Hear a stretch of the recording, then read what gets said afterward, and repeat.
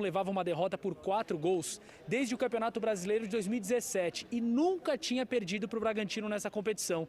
Se de um lado o Claudinho e o Braga saem sorrindo aqui do estádio, do outro o São Paulo do Fernando Diniz vai para casa de cabeça cheia. A gente tem que saber respeitar o sentimento do torcedor, trabalhar mais, entregar vitórias e trabalhar muito para poder entregar a conquista o torcedor que merece. Eu tenho que falar para o torcedor isso, tem todo o direito de se sentir revoltado com a partida de hoje. O Claudinho foi dormir feliz, mas para o pessoal do São Paulo deve ter sido difícil cair no sono ontem, líder tomando de 4-2 do Bragantino. O que aconteceu, Liana? Pois é, às vezes a gente acha que o futebol precisa de umas sacudidas, né, e que a Copa do Brasil tinha sido suficiente para acordar o São Paulo, mas não.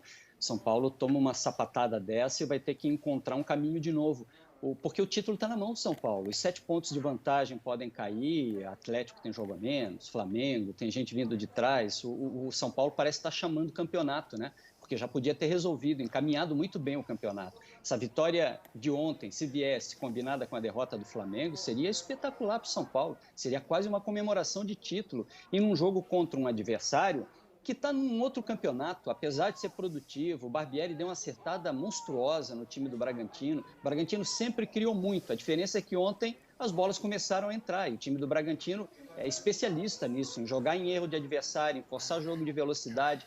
O Bragantino é isso, e ontem deu tudo certo. São Paulo vai ter que encontrar nesse discurso do Diniz, aí, do acorda, do vamos lá. Não precisava brigar tanto com o Tietê como ele fez, né? A forma como ele se dirige ao jogador. Eu não gosto desse tipo de liderança, né? Mas ele deve se entender no dia a dia com os atletas dele, isso deve ser naturalizado pela convivência. Mas cá entre nós, o São Paulo precisa de sacudidas. Que tenha sido sacudido, vamos ver. Falando aí, já que você trouxe o assunto do Diniz com o Tietê, e o Tietê acaba sendo expulso no segundo tempo, por uma questão infantil ali, né? Uma agressão fora da jogada.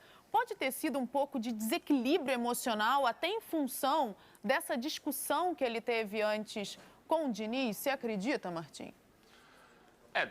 Não tem como a gente saber, né, se foi exatamente por causa disso, mas certamente isso influenciou, certamente o resultado influenciou, o desempenho do São Paulo na partida, a frustração de todos os jogadores do São Paulo.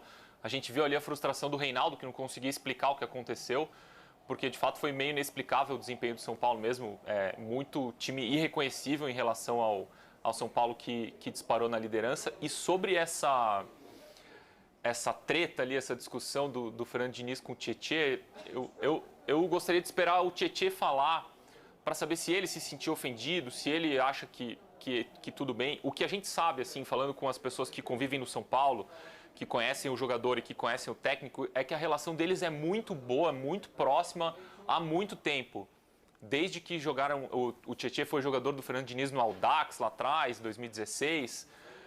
Quando ele estava na Europa, eles se falavam, então eles são próximos. O Fernando Diniz é assim, muito próximo mesmo, tem uma relação de acolhimento, enfim, eles são próximos, eles se entendem desse jeito. O Fernando Diniz costuma ter esse tipo de explosão na beira do campo e a favor dele tem o fato de que todos os atletas falam muito bem dele, da relação que ele estabelece com os atletas, e eles falam isso mesmo com as câmeras desligadas ali, fora do microfone, em off, como a gente diz no jornalismo, não é algo que falam para puxar o saco do chefe, nem nada disso. Agora, isso é o que a gente fala de fora com base no que a gente ouve, no que a gente sabe, né? Só quem pode falar mesmo é o Tietê, se ele achou que o Fernando Diniz passou do ponto ou não.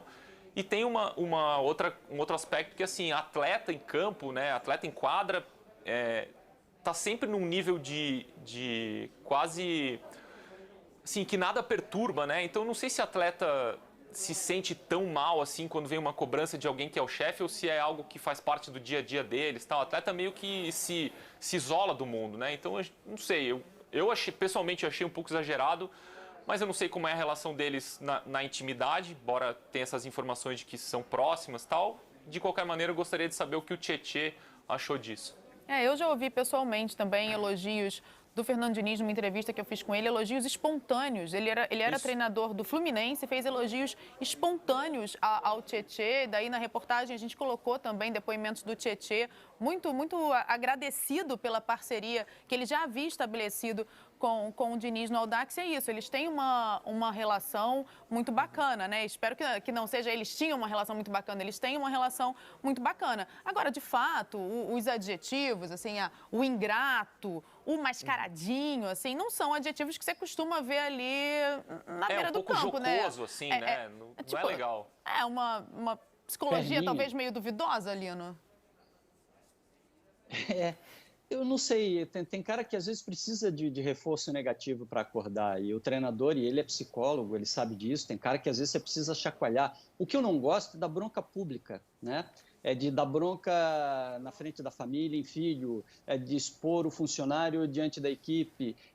Tem hora que o chefe tem que dar uma bronca, cara. Tem que chamar o cara e conversar realmente. Mas essa exposição pública, ligada também a traços de personalidade, você é isso, você é aquilo, se é um vamos pegar e vem palavrão depois, tudo bem, a gente até entende. Eu achei que ele se passou um pouquinho na relação com o jogador em função da exposição pública, porque também tem um outro lado do esporte que a gente precisa colocar acima, numa prateleira superior, que é o da educação, que é o do respeito, que é o da boa convivência, das crianças na sala, do relacionamento interpessoal, e esses caras são modelos, eles estão sendo vistos por milhões, eles não estão trancados dentro de um ginásio e ninguém está vendo o que eles estão fazendo, não é dentro do vestiário, não é na sala do treinador, isso aí é na frente de todo mundo, foi na frente dos meus filhos, foi na frente, entendeu? Não gosto, mas entendo que possa ser perfil de liderança e os jogadores convivam bem com isso. Tem um ponto que o estádio vazio atrapalha muito, né? Expõe demais, né? A gente ouve tudo agora, ouve com clareza, né? É verdade. E vocês acham que tudo isso, tanto, digamos, esse emocional ali mexido, assim como o resultado, as dificuldades, os erros, as falhas em campo, tudo isso pode ser resultado de um time abalado, abatido pela eliminação na Copa do Brasil, Martim? Tem um pouco disso, mas também teve os desfalques que atrapalharam muito, né? Muitos desfalques. O Fran acabou não jogando por problemas pessoais, não sabemos quais. Luan não jogou, Luciano não jogou, o Pablo, que era o substituto do Luciano, também não pôde jogar, Toró também não, com Covid, enfim. O São Paulo... E ainda teve o Arboleda, né? Arboleda, de última hora, não jogou. Então, assim, tinha um São Paulo um pouco desfigurado. E aí, quando começa o jogo e logo nos primeiros minutos vem 3... lambadas, assim, do São Paulo não consegue reagir, olha para o lado e fala, daqui não vamos conseguir tirar mais nada, sabe? E o São Paulo tomou gol de todos os jeitos, né? Tomou gol errando de saída de bola, tomou gol de bola parada, tomou gol em contra-ataque. Então o repertório defensivo do São Paulo ontem é horrível, né? Do começo ao fim. Tem muito para trabalhar, muito para corrigir o Fernando Diniz. Defensivamente, de fato, não funcionou como de costume. Você atribuiria isso, Lino, às ausências de Arboleda e Luan? Também, e algumas estratégias específicas do Bragantino. O Daniel Alves foi anulado, né? Ele cortou o circuito Daniel, por isso talvez o Tietê tenha sido tão chamado pelo Diniz, porque ele não participava, e o Bragantino conseguiu anular o Daniel Alves. E aí, quando você corta esse circuito do São Paulo, você mata um monte de coisa no time. Mas as ausências, o Martim colocou muito bem, ajudam a explicar muito do que aconteceu com o São Paulo. Não tudo, mas muito. E errou...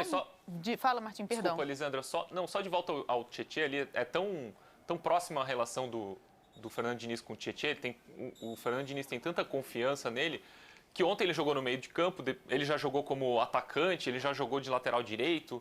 Ele é um jogador que tem uma presença constante no time do São Paulo em várias posições, só porque o técnico confia nele, né? E só confia nele porque tem uma relação próxima ali de confiança mesmo com o jogador. E a gente falou das muitas ausências na partida de ontem. Tietê expulso, vira ausência para a próxima partida. E o Bruno Alves também suspenso, é desfalque. Então, a zaga preocupa, né? Porque não teve o Arboleda, teve um problema ali de última hora. A gente não sabe o que vai acontecer para o próximo jogo, mas já perde o Bruno Alves. Lino.